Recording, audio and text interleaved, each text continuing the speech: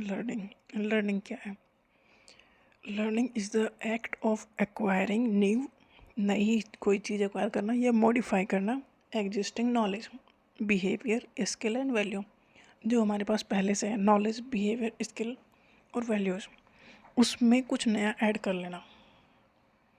तो ये लर्निंग है, मतलब हमने सीखा है कुछ, जो हमारे पास पहले से नॉलेज है उसमें कुछ और ऐड कर देना, कुछ जो स्किल है उसमें कुछ और नई स्किल सीख लेना। तो ये मतलब इसका ये लर्निंग हुई है। एल.डी. क्रो ने लर्निंग को डिफाइन किया है, learning as a continuous developmental change in the behaviour. Change किस में है? बिहेवियर में। Created as a reaction on different occasion to fulfil the needs of life. देखो हमारा डेवलपमेंट हो रहा है, हर दिन कुछ ना कुछ हमें चेंज हो जाता है, और वो चेंज कैसे होता है? जैसी सिचुएशन है हमारा बिहेवियर उसी तरह से चेंज हो जाता है। तो ये तो कंटिन्यूस प्रोसेस है, चेंज इन बिहेवियर। क्यों बिहेवियर हो रहा है? क्योंकि सिचुएशन बदल रही है। क्यों बदल रही है? क्योंकि कुछ ना कुछ तो हो ही रहा है और हमें उसमें सर्वाइव करना है, इसलिए सिचुएशन बदल रही है। जो हमें नीड्स हैं उन्हें फुलफिल करने के लिए हमें कुछ ना कुछ नया सीखना पड़ता है, और ये लाइफ टाइम चलने वाला प्रोसेस है। लर्निंग कंटिन्यूस प्रोसेस है।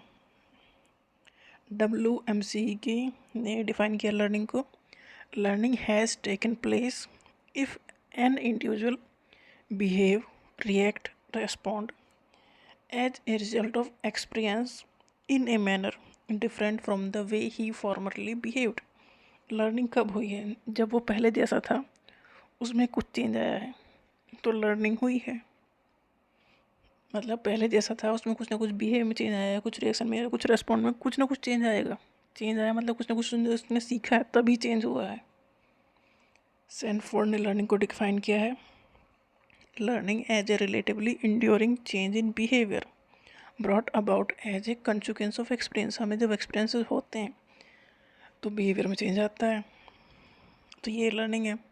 गेल्स ने लर्निंग को डिफाइन किया है, learning as the behaviour modification which occurs as a result of experience as well as training. Experience हुआ है, ट्रेनिंग हो ली है, तो बिहेवियर में कुछ ना कुछ मॉडिफिकेशन हुआ है। मॉडिफिकेशन मतलब चेंज, तो ये लर्निंग है।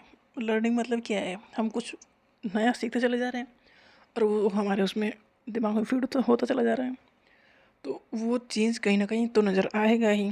जैसे हर दिन हम मैच्योर होते चले जा रहे हैं, कुछ ना कुछ हमें नए एक्सपीरियंस होते हैं, तो हमारी मैच्योरिटी बढ़ती है, तो ये लर्निंग है। करेक्टरिस्टिक्स या नेचर क्या है लर्निंग का? Learning is a process of acquisition, लेना, retention and modification of experience. मतलब जो भी हमारे एक्सपीरियंस हुए हैं उससे हमने कुछ ना कुछ ले लिया है, कुछ ना कुछ तो सीखा ही है ना। हम हर दिन कुछ ना कुछ जो भी काम करते हैं तो कुछ नया सीखते ही हैं, उसमें उसमें से कुछ चीज़ें हम रख लेते हैं और मॉडिफाई कर देते हैं। मतलब हम जो भी काम करते हैं तो उससे कुछ ना कुछ हम सीखते ही हैं, कुछ ना कुछ एक्वायर करते ही हैं। Learning involve problem solving, it helps to understand and discover relations between different content in a situation. Learning problem solving में तो इन्वॉल्व होती है, जैसे कि हम नई नई सिचुएशन में डील करना सीखते हैं कि क्या इसके, देखो हर दिन कुछ ना कुछ नया ही होता है, तो वो हमने जो पहले एक्सपीरियंस किया है उससे लिंक करके हम उसे सॉर्ट आउट कर लेते हैं, प्रॉब्लम को सॉल्व कर लेते हैं। तो दोनों बीच में कोई ना कोई रिलेशन तो बैठ ही जाता है, कनेक्शन तो बैठता ही है। Learning prepare an individual for adjustment and adaptation. जब हम कुछ भी नया सीखते हैं ना, तो ये हमें प्रिपेयर करते हैं एडजस्ट करने के लिए और जो सिचुएशन है उसे अडॉप्ट करने के लिए, क्योंकि सिचुएशन बदलती रहती है, तो उसके हिसाब से हमें चेंज होना ही पड़ेगा। तो यही लर्निंग है। तो लर्निंग हमें प्रिपेयर करते हैं एडजस्ट करने के लिए, जैसा भी इन्वायरमेंट रहे, जैसी हमारी रिक्वायरमेंट रहेगी वैसे ही हम चेंज हो जाएंगे। Learning involve all the experience from birth to death. Learning एक कंटिन्यूस प्रोसेस है, चलता रहता है, जब से जन्म लिया है और जब तक डेथ है तो कुछ ना कुछ चलता ही रहता है। मतलब हमारे उसमें डेवलपमेंट होते ही रहते हैं बिहेवियर में या कुछ भी। इसका मतलब कि जैसे मैच्योरिटी आती जाती है, तो वो कहीं रुकने वाली चीज़ नहीं है।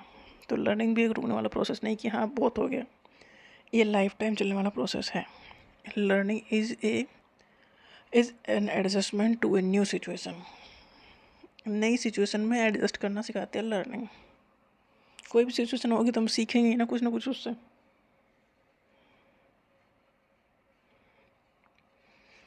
तो learning is a continuous process. Learning continuous process है। Learning is purposeful and goal oriented. कुछ भी हम नया सीखते हैं तो डेफिनेटली कोई ना कोई टारगेट है, कोई ना कोई गोल है, उसे अचीव करते हैं। अचीव करने के चक्कर में ही सीखते हैं। लर्निंग में भी फॉर्मल और इनफॉर्मल। लर्निंग फॉर्मल वे से भी हो सकती है और इनफॉर्मल वे से भी हो सकती है। जैसे घरों में हम सिखाए, हमें से बहुत सारी चीज़ सीखते ही हैं हम, तो वो इनफॉर्मल तरीका है। स्कूल कॉलेज में सीखते हैं वो फॉर्मल तरीका है। Learning can be enhanced through social interaction. Learning कैसे बढ़ेगी? जब हम लोगों से मिलेंगे, सच एज ग्रुप डिस्कशन। जितने हम नए लोगों से मिलेंगे कुछ ना कुछ हम उनसे सीखते ही हैं। Learning makes change in behaviour either positive और नेगेटिव। कुछ नया सीखते जरूर नहीं है मैं अच्छा ही सीख रहा हूँ। बुरी संगति होगी तो बुरा भी सीखेंगे, तो बिहेवियर में चेंज आएगा। तो लर्निंग तो दोनों में इन्वॉल्व है, कुछ अच्छी चीज़ सीखो या बुरी चीज़ सीखो, तो बिहेवियर में चेंज पॉजिटिव होगा या नेगेटिव होगा, पर दोनों में लर्निंग तो है ही है। Learning is universal process. हर जगह हर उसमें तो है ही है लर्निंग। Factors affecting learning. कौन कौन से फैक्टर्स हैं जो अफेक्ट करते हैं लर्निंग को? फर्स्ट है motivation of learner impact learning process. अगर जैसा मोटिवेशन है उसी तरह से लर्निंग होगी। अगर मोटिवेटेड है इंडिविजुअल तो डेफिनेटली वो अच्छा रिस्पॉन्स देगा उसमें। अगर मोटिवेटेड नहीं है, बस ऐसे ही सीख रहा है, तो वो ज़्यादा एक्साइटेड उसके लिए लर्निंग के लिए नहीं होगा। तो मोटिवेशन एक इम्पोर्टेंट फैक्टर है। इंटरनल मोटिवेशन मतलब ये है कि खुद वो करना चाह रहा है। Driven by personal interest result in more effective learning. और कोई खुद ही उस चीज़ में इन्वॉल्व है, खुद के लिए करना चाह रहा है, मतलब खुद जानता है कि मुझे करना है, खुद चाहता है, उसकी ये अंदर से ये फीलिंग है, तो डेफिनेटली वो लर्निंग कहीं ज़्यादा इफेक्टिव होगी। Supporting atmosphere, appropriate resource and low distraction can enhance the learning experience. Learning में क्या चीज़ हेल्प करेंगे?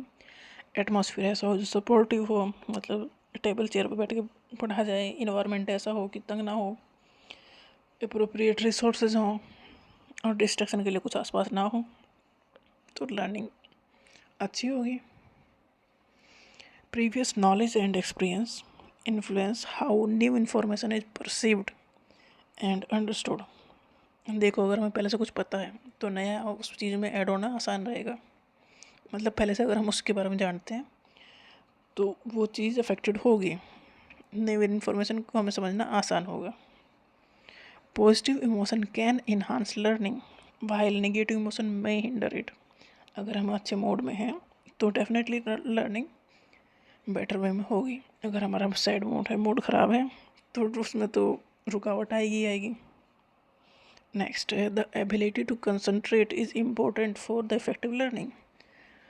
अगर हम कंसंट्रेशन के साथ कोई काम कर रहे हैं तो डेफिनेटली वो काम अच्छे से होगा। तो कंसंट्रेट करने का जो तरीका है वो भी इफ़ेक्ट डालता है लर्निंग पर। Cognitive factors like problem solving skills and critical thinking influence learning process. अगर हम दिमाग ज़्यादा चलाएंगे तो लर्निंग में भी दिमाग ज़्यादा चलेगा। क्रिटिकल थिंकिंग, ये सब चीज़ें इन्हांस करेंगे लर्निंग को। गुड न्यूट्रिशन, अच्छा खाना पीना हो, सफिशिएंट स्लीप, प्रॉपर 6-7 घंटे की स्लीप हो, ना कि 1-2 घंटे की, and overall health can positively impact cognitive function. सब सिचुएशन अगर ठीक होंगे तो मतलब दिमाग भी ठीक रहेगा, दिमाग ठीक रहेगा तो लर्निंग भी ठीक होगी। अगर इसमें से कुछ भी डिस्टर्ब कर दिया जाए तो डेफिनेटली इम्पैक्ट पड़ेगा उस चीज़ का। The effectiveness of teaching methods significantly influence how well student grasp new concept. पढ़ाने का तरीका भी अफेक्ट डालता है लर्निंग पे। अगर अच्छे से पढ़ाया जाए तो बच्चों को डेफिनेटली याद रहेगा। Support from parents, teachers and playmates, ये प्ले करते हैं important role in facilitating learning. Definitely अगर सपोर्टिंग होंगे टीचर्स, पेरेंट्स सपोर्ट करेंगे तो वो लर्निंग में हेल्प करेगा। The use of technology in education impact learning outcome. Technology का यूज़ करके हम लर्निंग को अच्छा बना सकते हैं, आसान बना सकते हैं, इंटरेस्टिंग बना सकते हैं। तो ये सारे फैक्टर्स हैं जो लर्निंग को अफेक्ट करेंगे। नेक्स्ट है transfer of learning. Transfer of learning is a fundamental concept that explore how knowledge, skill और experience gained in one situation can be applied to another situation. मतलब हमने कोई चीज़ सीखी है, कोई स्किल सीखी है, तो दूसरी स्किल सीखने में वो कैसे हेल्प कर सकती है, तो ट्रांसफ़र हो रही है लर्निंग की। जैसे कि हमने एक गाड़ी चलाना सीखी है तो हम दूसरे उसी टाइप की गाड़ी चला सकते हैं, तो स्किल का ट्रांसफ़र।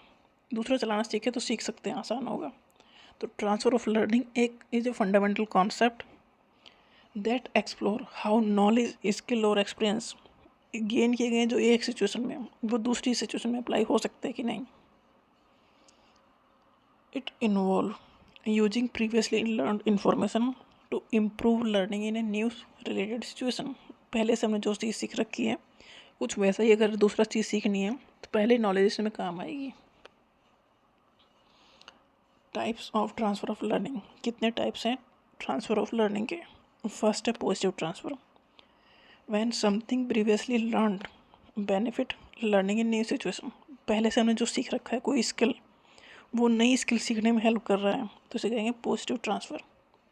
जैसे कि लर्निंग ऑफ पियानो। पियानो अगर पहले से पियानो सीखा हुआ है तो अगर गिटार सीखोगे तो थोड़ा बहुत हेल्प करेगा उसमें। नेक्स्ट है negative transfer. When previously learned information interfere with the learning in a new situation। अगर पहले से कोई हमने कुछ सीख रखा है और कुछ नई स्किल सीखना चाहता है तो वो उसमें एक रुकावट भी बन सकता है। Next zero transfer. Previously learn makes no difference. मतलब पहले जो तुमने सीख रखा है और जो नई स्किल सीख रहे हो उसमें कोई डिफरेंस, कोई लिंक ही नहीं है, तो उसे कहेंगे zero transfer.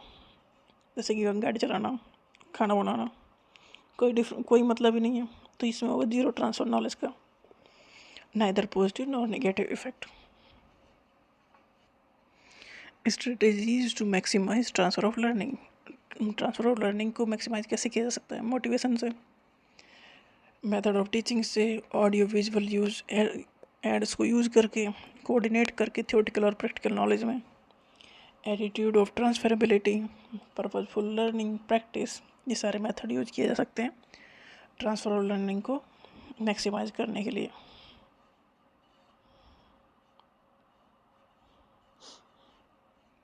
Learning process. The learning process involve acquiring knowledge और स्किल थ्रू स्टडी, एक्सपीरियंस और इंस्ट्रक्शन। लर्निंग क्या है? लर्निंग मतलब कुछ लेना है, एक्वायर करना, नॉलेज या स्किल्स, या स्टडी से या एक्सपीरियंस और इंस्ट्रक्शन से, मतलब कुछ सीखना।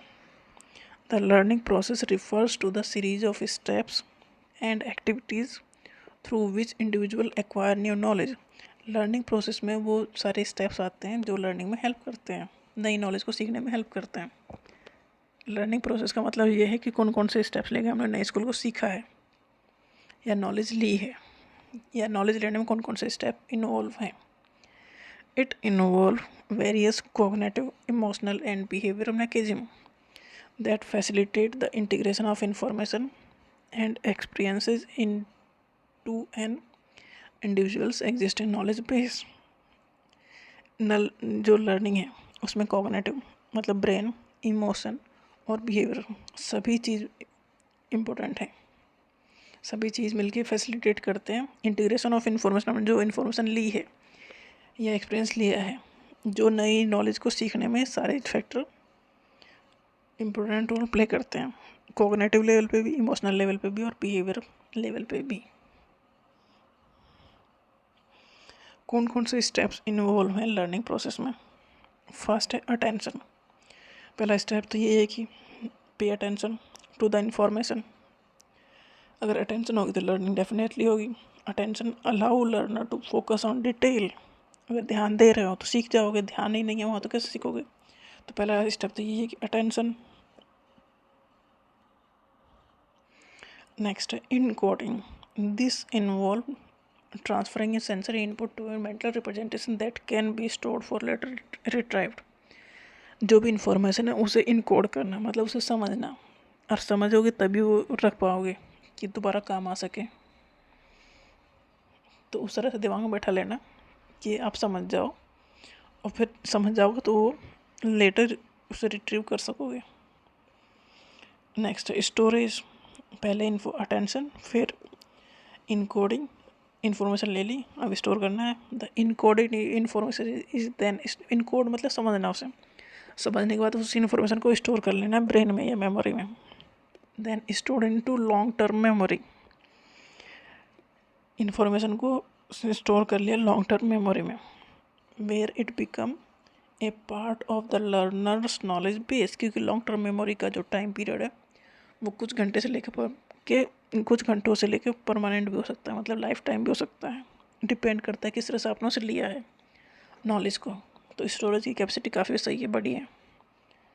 तो हमने इन्फॉर्मेशन को इनकोड करने के बाद स्टोर कर लिया है मेमोरी में, इस तरह से कि वो हमारी नॉलेज बेस का पार्ट बन गया है। मतलब अगर हम कुछ सीखते हैं तो वो हम में कोई चीज़ नहीं है, वो एक स्किल है जो हमारे बिहेवियर में दिखाई देती है। फिर नेक्स्ट है रिट्रीवल, जब ज़रूरत पड़ेगी तो आप उसे फिर लेके आओ वापस। मान लो हमने गाड़ी चलाना सीखी है, हम गाड़ी ड्राइविंग कर रहे हैं, तो वो नॉलेज को फिर रिट्रीव करना पड़ेगा कि क्या क्या करना है उसमें। When needed the learner retrieves the stored information from memory, retrieve करना उसे।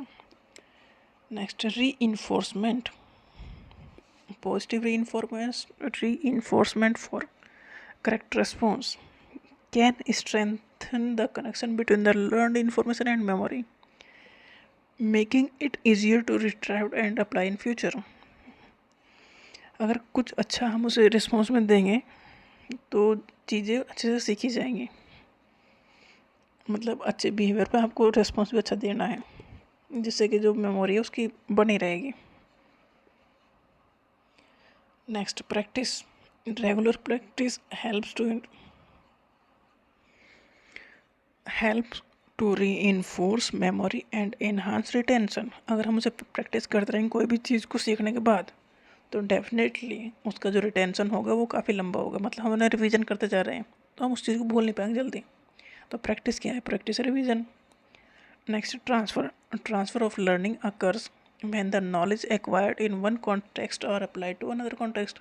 ट्रांसफ़र ऑफ लर्निंग का मतलब ये है कि हमने एक जगह जो चीज़ सीखी है दूसरी स्किल में भी वो काम आएगी, तो ये ट्रांसफ़र है, ट्रांसफ़र ऑफ लर्निंग। मतलब हमने एक स्किल सीखी तो दूसरी स्किल अगर सीखना है तो उसमें वो हेल्प करें।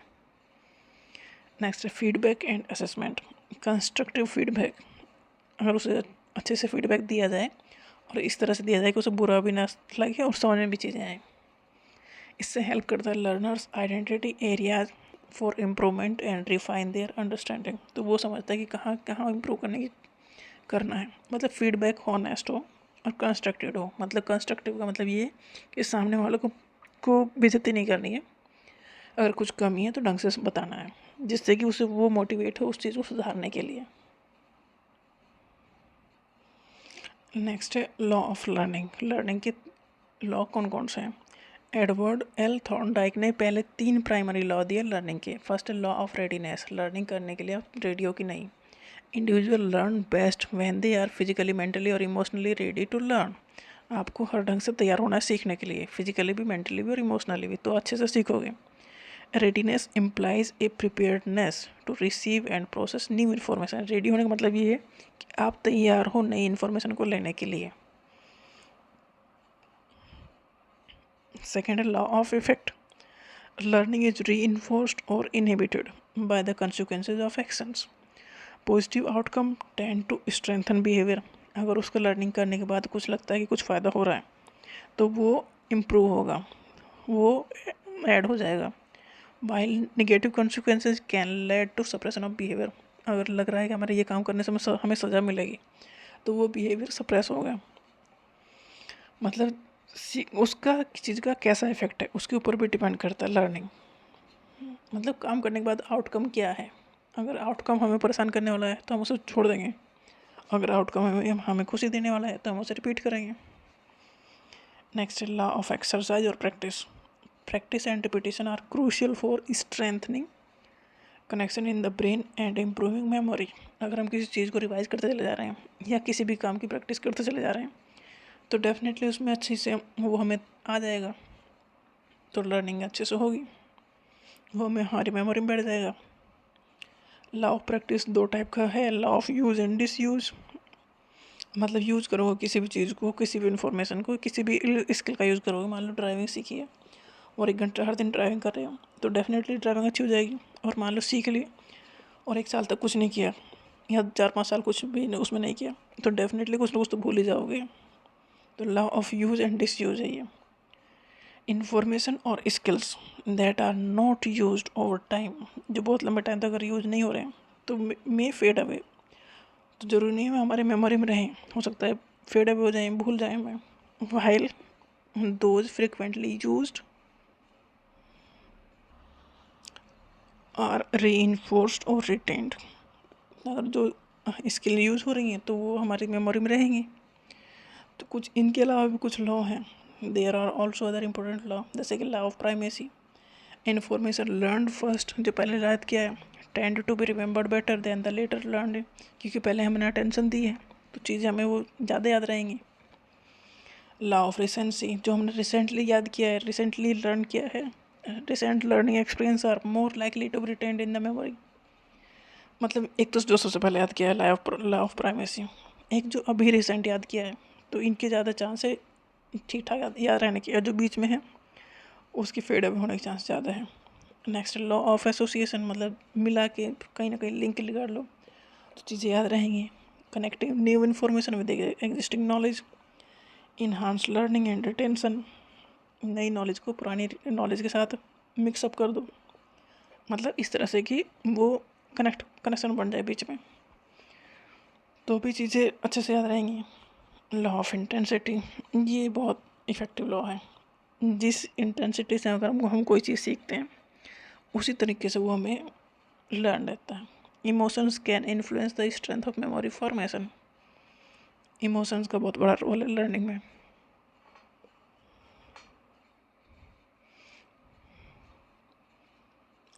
लर्निंग की थ्योरीज, फर्स्ट है क्लासिकल कंडीशनिंग, सेकंड है ऑपरेंट कंडीशनिंग, थर्ड है कॉग्निटिव थ्योरी एंड फोर्थ है social learning theory. First classical conditioning, इसे लर्निंग बाय कंडीशन या कंडीशन रेस्पॉन्स थ्योरी भी कहते हैं।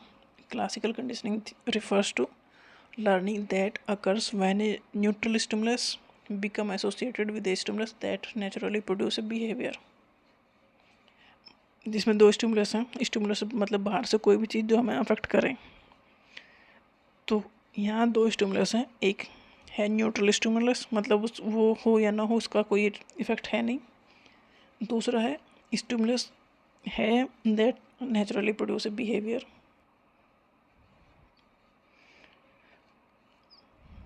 प्रोड्यूसेस ए बिहेवियर।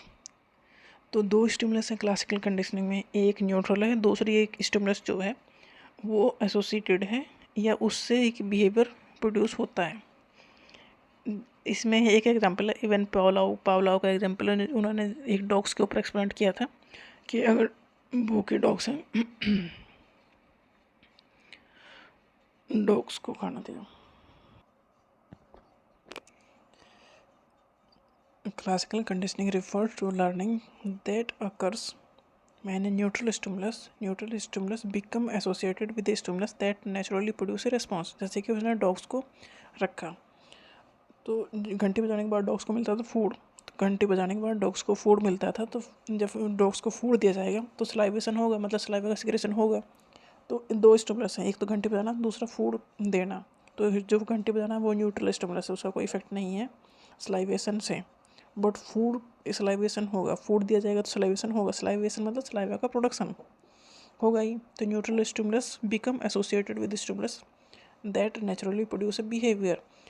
तो जो न्यूट्रल स्टिमुलस घंटी बजाना है वो एसोसिएट हो गई किसके साथ, उस स्टिमुलस के साथ, फूड मिलने से। जो फूड दिया जा रहा था वो भी स्टिमुलस है, उसके साथ फूड मिलने से हो रहा था सलाइवेशन, तो ये एसोसिएट हो गया। तो उन्होंने क्या किया, घंटी बजाई और जो डॉग्स में सलाइवेशन शुरू हो गया फूड के बिना।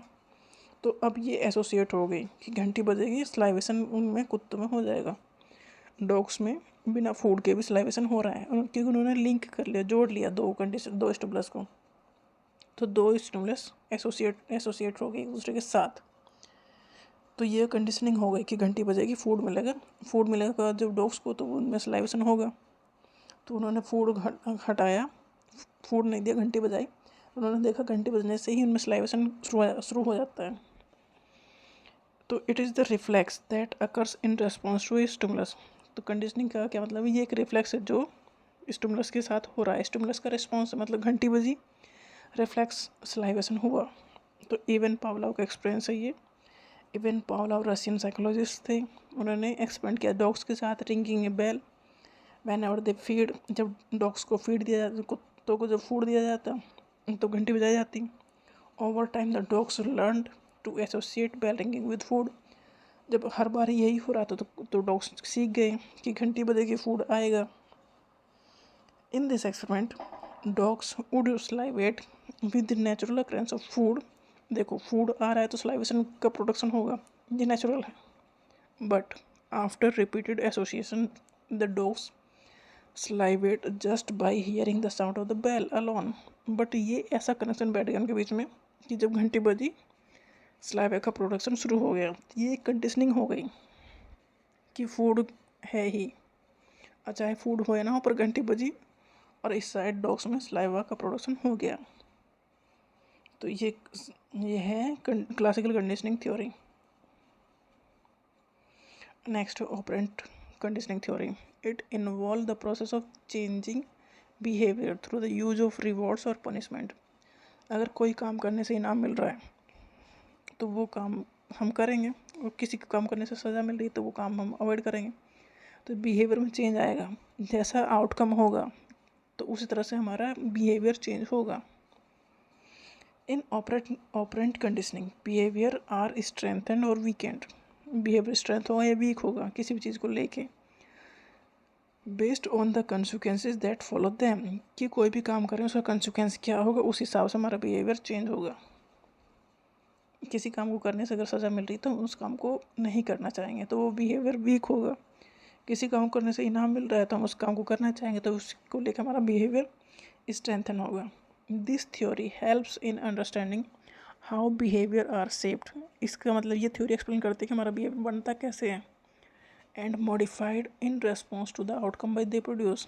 जो रिजल्ट आ रहा है उसकी वजह से हमारा बिहेवियर मॉडिफाई हो रहा है। इस थ्योरी को दिया था B.F. स्किनर ने। B.F. Skinner conducted a study that display operant conditioning. In this experiment इन्होंने एक हंग्री रैट को रखा एक बॉक्स के अंदर। तो बॉक्स के अंदर बंद कर दिया, भूखा चूहा है, तो उसमें एक ऐसा सिस्टम कर दिया कि एक लीवर बनाया जिसे दबाने से फूड मिलता है, खिड़की में से फूड आ जाता है। तो एक बार गलती से मतलब घूमते घूमते चूहे ने उस लीवर को दबा दिया तो फूड आ गया। फिर दूसरा घूमते घूमते फिर दबा दिया तो फिर फूड आ गया। तो चूहे को बाय प्रैक्टिस से समझ में आ गया कि इसे दबाने से खाना पीना मिल जाएगा। तो वो उसने जब तक दबाया जब तक उसका पेट नहीं भर गया। तो मतलब उसे कुछ अच्छा मिला, रिवॉर्ड मिला, तो वो बिहेवियर उसका स्ट्रांग हो गया। पहले वो गलती से दबाता था, फिर वो जानबूझ के उसी को दबाता था। तो ये एक रिवॉर्ड वाला वो है सिस्टम है कि उसने सीख लिया। A hungry rat was placed in the Skinner box. Hungry rat को रखा गया। At first rat move in the box and by chance उससे प्रेस हो गया बाहर, which deliver food and water. वो बाहर उससे प्रेस हो गया बाई चांस, जिससे फूड और वाटर मिलता। तो उसे फूड और वाटर मिल गया उसे दबाने से। आफ्टर रिसीविंग दिस रिवॉर्ड, उसके लिए तो ये रिवॉर्ड ही था क्योंकि भूखा था वो। तो rat presses the bar again, तो चूहे ने फिर से बाहर दबाया वो। तो rat receive the reward again, तो अगेन उसे मिल गया food. The rat receive reward again and as time passes the bar is pressed more frequently. जैसे जैसे टाइम पास होता जाता तो उसे समझ आ गया कि यहाँ दबाने से फूड मिलेगा। तो rat continued the activity until satisfied. जब तक वो उसने खूब खा पी नहीं लिया, जब तक वो इसे रिपीट करता रहा। तो ये ऑपरेंट कंडीशनिंग थ्योरी। नेक्स्ट है cognitive theory of learning.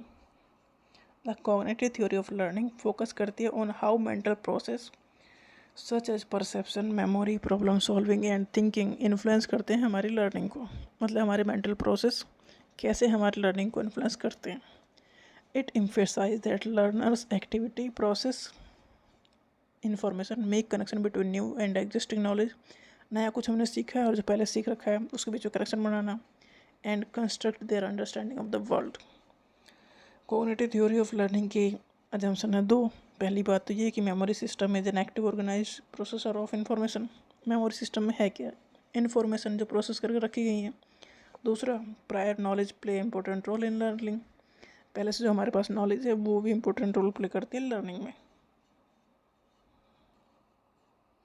Next है सोशल लर्निंग थ्योरी, ये दी एल्बर्ट बंडूरा ने। Social learning theory suggest that social behaviour is learn by observing and imitating the behaviour of other. Social learning का मतलब socialisation. ये theory कहती है कि socialisation सीखा जाता है दूसरे को ऑब्जर्व करके या कॉपी करके। बच्चे क्या करते हैं, हमें ऑब्जर्व करते हैं और कॉपी करते हैं हमारी, तो इसी तरह से वो सीखते हैं। This theory suggest that learning occurs because people observe the consequence of others people behaviour. Learning होती कैसे है, ये थ्योरी क्या कहती है लर्निंग के बारे में कि पीपल ऑब्जर्व द कंसिक्वेंस, लोग देखते हैं कि इसने जो किया उसका रिजल्ट क्या आया, उनके जो ये बिहेवियर है इनका, इससे उनके साथ हो क्या रहा है, अच्छा हो रहा है कि बुरा हो रहा है। अच्छा हो रहा है तो वो उसे रिपीट करते हैं, बुरा हो रहा है तो उसे छोड़ देते हैं। According to Bandura, people observe behaviour either directly through social interaction. Behaviour हम कहाँ ऑब्जर्व करने जाएंगे, मतलब लोगों के बीच जाओ और लोगों को ऑब्जर्व करो, और indirectly by observing behaviour through media. मतलब हमारी पहुंच, अब हम कितने लोगों से मिलेंगे, कहाँ कहाँ जाएंगे, कितनी सोसाइटी में जाएंगे। बट सोशल मीडिया ने ऐसा रास्ता खोल दिया कि हम दुनिया की किसी भी सोसाइटी का पता कर सकते हैं या लोगों का बिहेवियर ऑब्जर्व कर सकते हैं। तो वहाँ से सीखा जा रहा है अब तो। Actions that are rewarded are more likely to be imitated. जो काम करने से इनाम मिलता हो तो वो काम रिपीट होगा। While those are that are punished are avoided. जिस काम को करने से पिटाई हो तो वो दूसरे बार वो काम करने वाला सोचेगा कि करूँ कि ना करूँ। तो ये सोशल लर्निंग थ्योरी है।